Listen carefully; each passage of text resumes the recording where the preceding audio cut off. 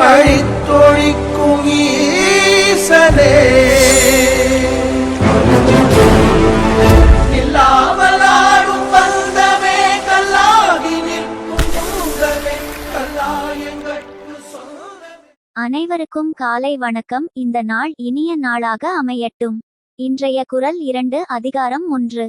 கற்றதனால் ஆய பயனென்கொல் வாளறிவன் நற்றாள் தொழார் எனின். பொருள்: தன்னைவிட அறிவில் மூத்த பெருந்தகையாளரின் முன்னே வணங்கி நிற்கும் பண்பு இல்லாவிடில் என்னதான் ஒருவர் கற்றிருந்தாலும் அதனால் என்ன பயன்? ஒன்றுமில்லை. நன்றி. மீண்டும் நாளை சந்திப்போம்.